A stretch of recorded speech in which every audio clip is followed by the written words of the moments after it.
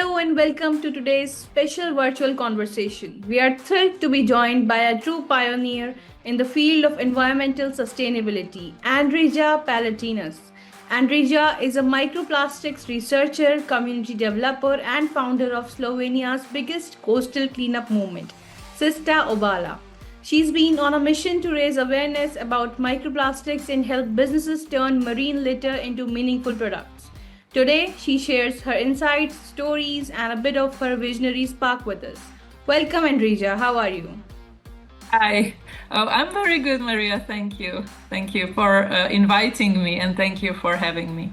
You're welcome.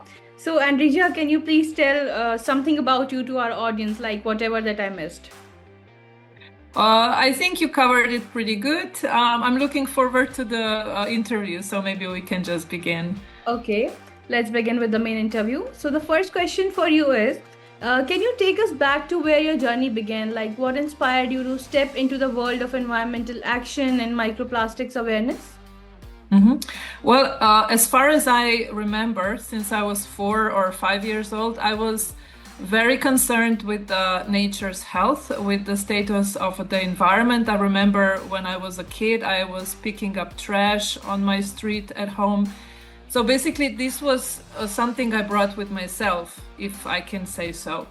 And then when I started to study for the study in 1999, I didn't have any chance for environmental protection.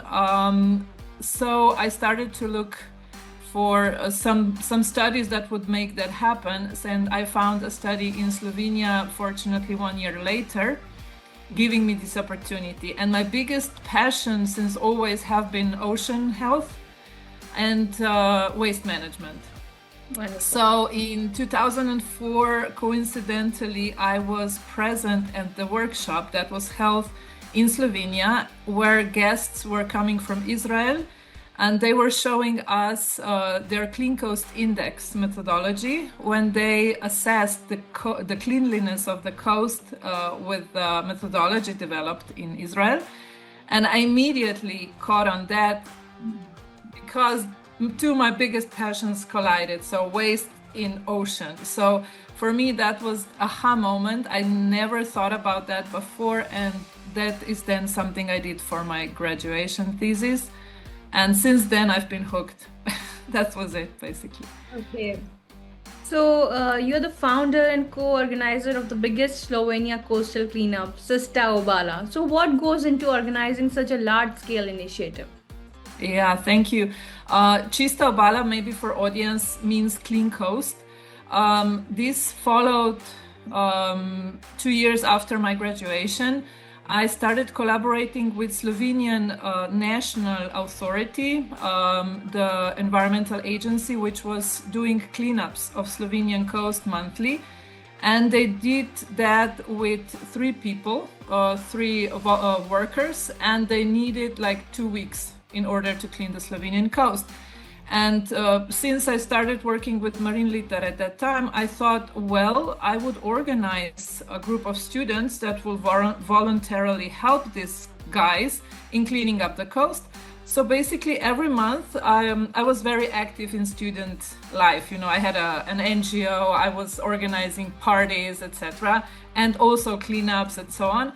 And I organized a group of students that would join these workers every month to help them clean the coast. And that reduced the amount of time needed to clean the coast to 3 days, which was wonderful. And we gathered every month approximately half a ton of litter in Slovenian coast, on the Slovenian coast. And then I got an idea of organizing a one-day event where we would clean the entire coast in 1 day. And that happened in 2009. And that was the first event. So basically it was a group of 10 students who did it. And then the next year I did it again. And then I discovered there is an initiative, International Coastal Cleanup from the US. And I decided to join them as an action that is organized under their umbrella. And since 2011, Čista Obala is part of International Coastal Cleanup campaign. And to go back to your question, what does it take? Well, this now, after 15 years, we have around 150 people joining us every year. We have a very short coast. We have 46 kilometers of coast. So we're not a big country, but still. And in order to organize such an event, you have to have a team, definitely. And I was very lucky to have two friends. So together we were 3 people.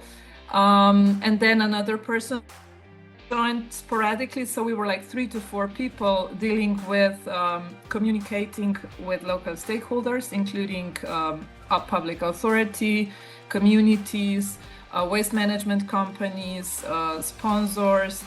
I mean, it included basically collaboration with every important key stakeholder from the entire Slovenian coast region. So in order to have a good organization, you need collaboration with the team. And especially if you want to make an event memorable and good for the audience, because we always offer our volunteers also educational and we also let's say fun part of the event. So after 2 hours of cleanup, we offer them free meal and we offer them a bunch of activities that are being then made for them on the place where we gather, where we offer them knowledge and educate them about marine litter, plastics in the environment, new ways to identify plastics, to recycle plastics, to prevent it. So basically we're trying to make this event not only cleanup, but also like a awareness raising event. Okay, great to know. So, Andreja, please tell us about your role in helping industries and entrepreneurs use marine and riverine litter in new products. Like, can you share a success story that really stands out? Yeah, thank you for this question. Like a few years ago, I was contacted by a young woman, a young entrepreneur from Slovenia, and she asked me if I can provide her with 50 kilograms of marine litter made from plastic, especially small pieces of plastic between 2.5 and 5 centimeters, because she needed that to produce her products. Together with a Hungarian artist, they made like a really beautiful tabletops, lamps, and let's say like sculptures for food exhibitions, where they included also marine litter items. And after getting that, let's say, order, I thought to myself, if they need this material, then maybe there's another person in the world that also would use this material. And since I knew the situation in the Adriatic Sea with regards to marine litter pretty well, I was doing the research on marine litter in the Adriatic for, let's say, 10, 13 years already. I decided that I will try to make a startup where I would offer beach litter collected from the Adriatic Sea to somebody who is interested in that. And I got immediate response from industry partners that were interested in these materials. But unfortunately, in the subsequent actions, I found out that this field has many setbacks, many challenges. First of all, what struck me the most was the fact that this waste, this material collected from beaches and the sea, are not being categorized accordingly to EU Waste Framework Directive. So basically, these materials are not existing in the business world. So if I want to open a company where I would deal with marine litter, as I learned, that would be impossible for me because this material has no category as such as waste. So that was the first drawback. Then the second one was how to transport this material from, let's say, Albania, which is very rich with these materials, to Slovenia, because Slovenia is an EU member. And if I want to bring trash from non-EU country to Slovenia, it's a hurdle. It's a really complicated process. So basically, I was getting more and more aware how difficult this process is. Besides being that these materials are very degraded, very weak in material, and I decided I want to learn first, I want to research first, I want to basically see if this is even worth to do, if this is something that we want to do. So then I got involved in projects, in EU projects, remedies, and one of the recent one is Prevent, where I work on reusing materials for trial tests with institutes, with National Institute of Chemistry from Slovenia and European partners, where we see if this is something that is worth doing actually. So for now, I'm learning, I'm like trying, I'm testing to see if this will work. And I have a huge admire for companies that already succeeded in that question. So one of them is Tide from Switzerland, and I admire them very fondly. Okay. It's been a long journey, I must say. Yeah, it's been, I mean, you don't have enough time to do all my ideas. I don't have enough time, so I have to choose them. So for this one, I said, okay, let's take it slow. Let's make it very like, we call that in German, sicher. That means something that I want to do for sure. Like to be really, yeah. Yeah. So are your younger generations more responsive to the microplastics issue? What do you think? How do you see the role of education evolving in this space?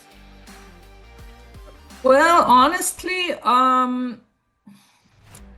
I must say that I don't believe that young people should be more responsible than us. I really don't believe that. I think that young people are thrown into the situation that was not made by their choice. So they have to be that way. But I strongly believe that we who are a bit older, let's say, or even older than me, the older generations, should be their like lighthouse. We should show the young generation how to solve the problem. I know we are the problem beginners, and we should find the solution. I don't believe into this now. So many oftentimes heard, yeah, the young people are the solution. Well, I believe that we should be solution in order to provide young people with safe and clean environment, and not to give the responsibility for that on younger generations. I don't think that's fair to them.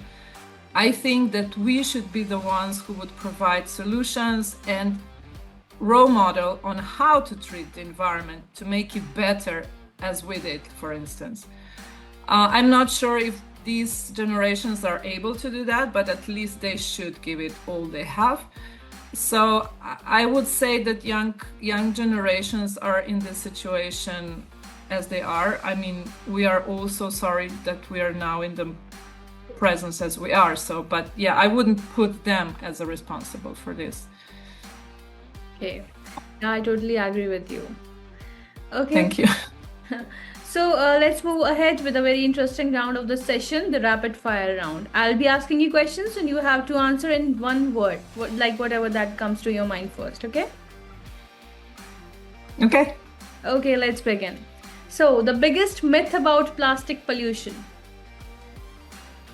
Well, the first thing that comes to mind, of course, is there's more plastic in the sea than fish.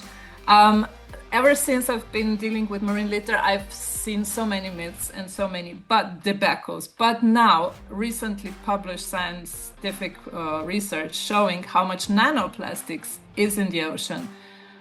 I might say that the myths are just the myths because we didn't evaluate the problem yet enough.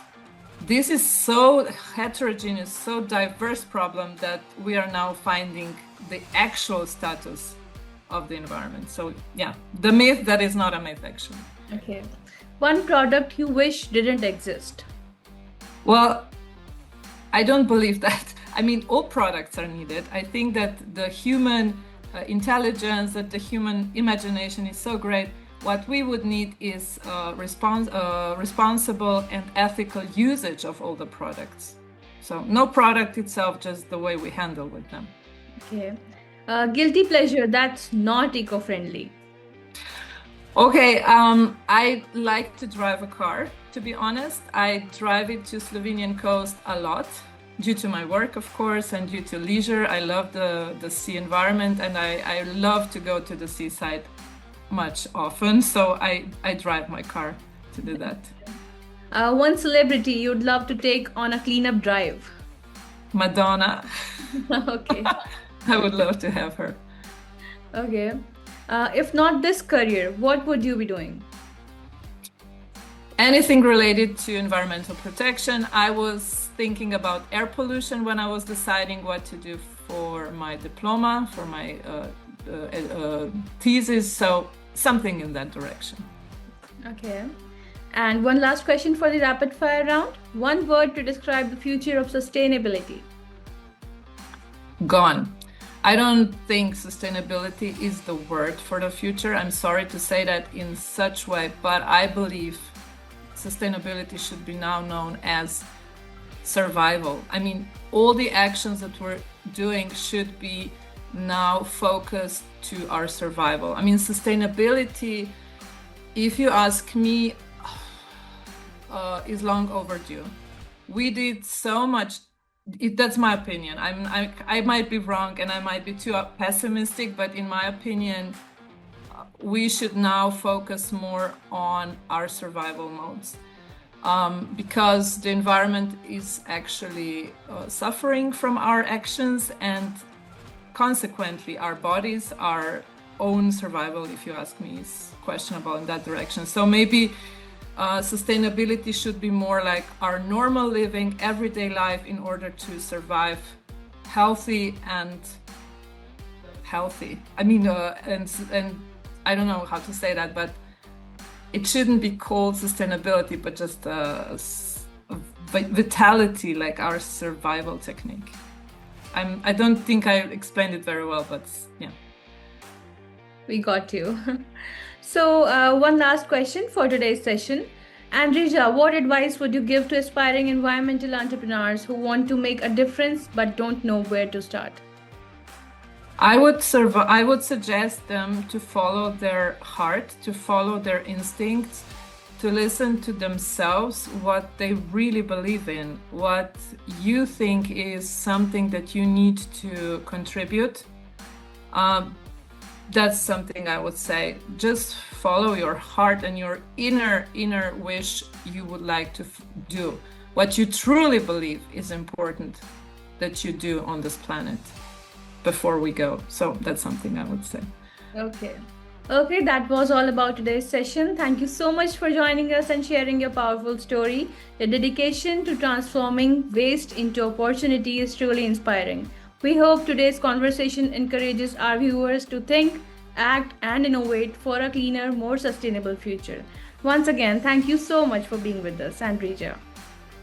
Thank you, Maria. Thank you so much. Okay, bye-bye. Bye.